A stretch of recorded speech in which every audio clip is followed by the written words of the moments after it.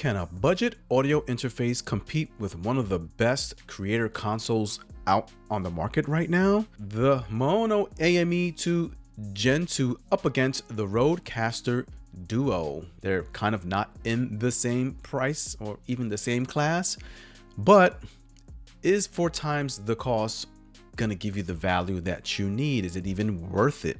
Now, what we don't want to do is put them side by side as a comparison sheet, because spec wise, of course, the RodeCaster Duo is going to be monstrous up against the AME2 Gen 2. We want to get a feel for what it's like in real world use, whether it's recording or streaming or just gaming, whatever have you. And if one is going to be, the AME2 Gen 2 is going to be enough to give you what you need and not have to spend that $400 extra. The RodeCaster Duo is kind of intended more for professional use with extensive flexibility and customizations and the sort, where the Maono AME2 Gen 2 is more for the entry-level user, maybe entry to mid, tapping intermediate, right? Barely.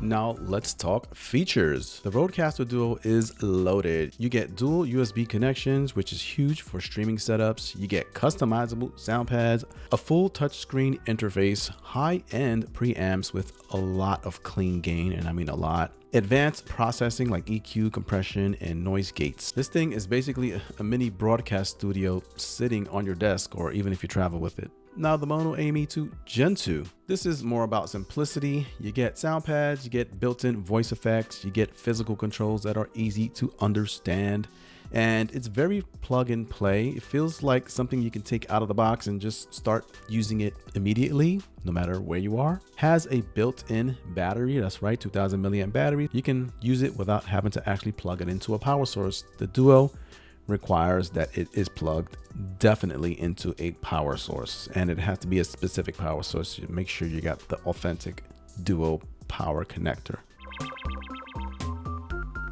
Here we are with the Maono PD200W going over XLR, starting with our RodeCaster Duo, just to get a sample of what the audio is going to sound like with a pretty decent microphone. I would call this microphone premium because it sounds fantastic, very well balanced, and this is the quality of that preamp.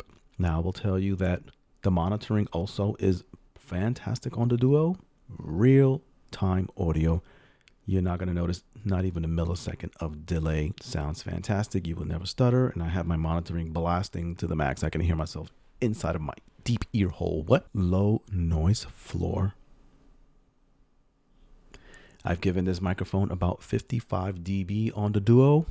It's more than enough. RodeCaster Duo here. You can control your volume levels here. These sliders are professional grade metallic metal buttons, and the resistance is nice and smooth. The gain is really loud in terms of monitoring. So what you hear in your headset is what you're kind of going to get. 45 dB. You can get away with 45 dB. Sounds good here. And I'm still tapping into the yellow. I will probably just bring it up to 50. I can apply some processing to a dynamic mic, which is going to give it some noise gate and some sparkle and all kinds of stuff. Bass. Let's go over to presets. Neutral. Neutral sounds good. Let's go to podcast. Podcast seems to be a very nice preset. A little bit of sparkle, a little bit of bass, nice mid-range. Good for talking, and broadcast is going to probably introduce a lot of bass. So let's keep it neutral. You can already start to see how this is already a lot more advanced than what you can do with the AME2 Gen 2. So different league altogether here, these two mixers. But the whole point of it is to see if you can save some money and get something that doesn't have all the bells and whistles the way this does. Looking at the AME2 Gen 2, has a nice preamp. If you notice, my volume levels are not even all the way up, about 45%, not even 50% mark. And you're getting yourself some pretty decent gain here. My living Lord. And it's going way up in the red in OBS settings at this proximity, just a few inches away from the microphone. What do you think of this sound quality right here? Hear that noise floor? Pretty low. It sounds fantastic in my ears, though I will say it sounds a little bit lower in terms of monitoring. The monitoring itself is not as good for a couple of reasons than it is on the Duo. One, you don't hear as much gain through the monitoring. And if you notice, my headphones here are all the way up on the mixer itself, and I have a volume rocker here on my headphones. That's all the way up as well, and it's not that loud. But when I look at my gain levels here in OBS, my recording, it's in the red. That's a downfall for me. The other bad thing about it too is the monitoring is not in real time. You got a few milliseconds of delay, so you get like this echoey kind of sound in your ears when you're self-monitoring. But as far as the gain levels, the cleanness of the amp, the amount of gain you get from it, it's all pretty good.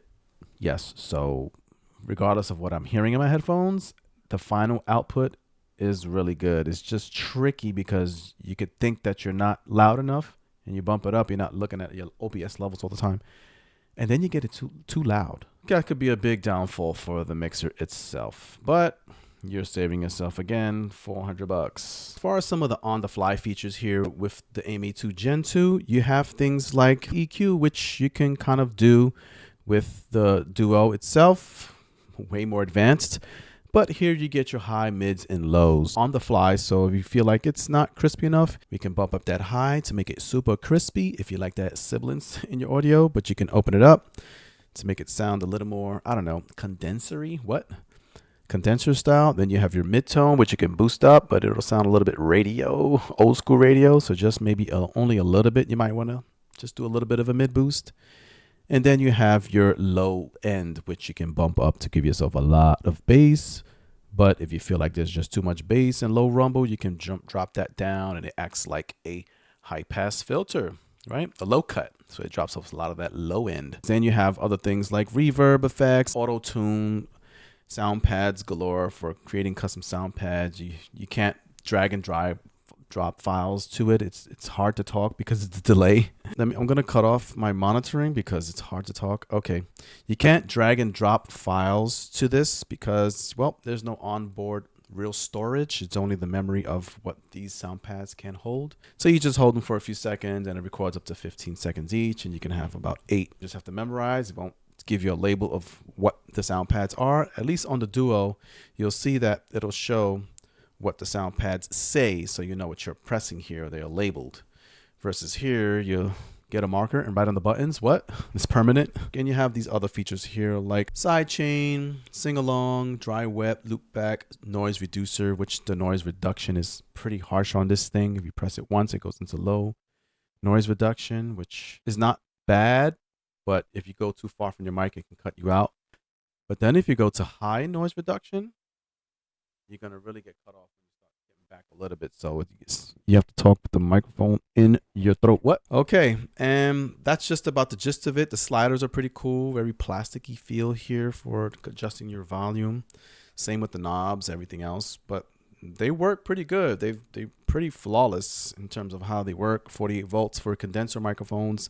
Has Bluetooth built into it. So there's a lot of stuff that you have kind of going with the AME2 Gen 2. So it's not bad outside of just the monitoring. That's just my really pet peeve of it. Everything else seems to be working good with this mixer overall. What's my take of these two mixers overall, and which one would probably be for you looking at me right now out there?